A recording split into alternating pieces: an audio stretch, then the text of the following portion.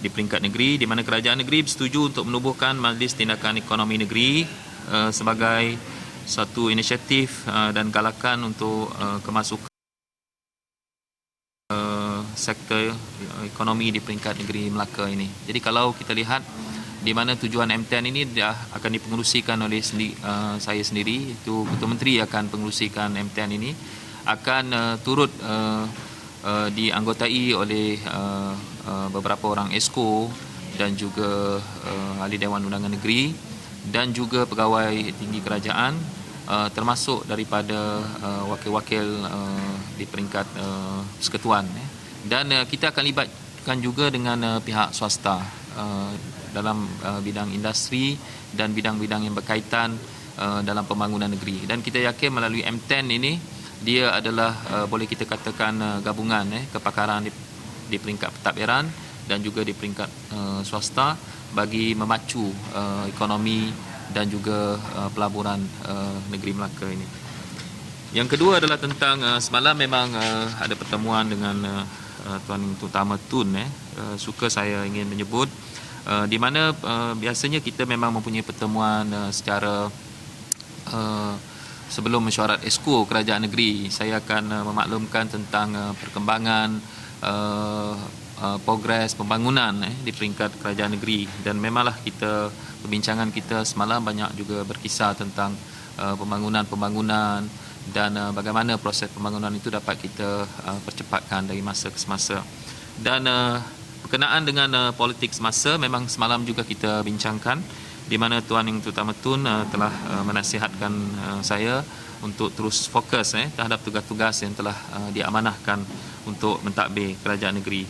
Dan memanglah kalau kita bertanya tentang status kerajaan negeri itu, kita akan mengekalkan status quo yang sedia ada, di mana setiap esko, setiap ahli Dewan Undangan Negeri dan setiap pentadbiran di peringkat negeri akan kekal seperti mana biasa, termasuklah sehingga ke peringkat MPKK. Dan memang seperti mana yang saya sebut, di peringkat pentadbiran awam kita harus memberikan perkhidmatan seperti mana biasa kepada rakyat negeri Melaka. Itu yang ingin saya sampaikan pada hari ini. Okey, kalau ada persoalan. CM ada mengatakan bahawa perlu SD untuk memastikan ada benar-benar bahawa kerajaan kita seperti di Kedah dan beberapa negeri mereka memberikan SD kepada dia setiap negeri mempunyai perlembagaan sendiri. Jadi saya fikir macam di peringkat negeri kita dah berjumpa dengan QIT kerana kalau kita lihat esko kita masih berfungsi seperti pada biasa, dan pejawatan-pejawatan yang kita ada seperti mana biasa. Jadi saya fikir setiap negeri akan mengikut perlembagaan masing-masing dalam menentukan keabsahan pentadbiran.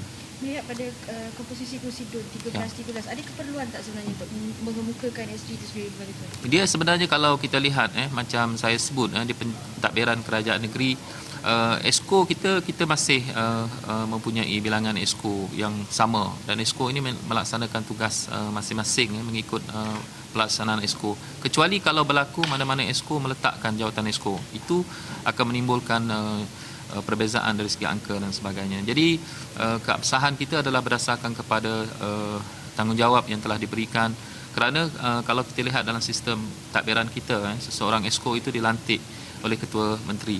Jadi ini adalah antara perkara penting yang kita harus melihat, bahawa pentadbiran kita adalah kekal seperti mana status quo yang sedia ada pada hari ini. Saya dapat maklumat ke sidang DUN 6 hari bulan ditangguhkan. Memang kerana kalau kita lihat kerana kita mengambil kira tentang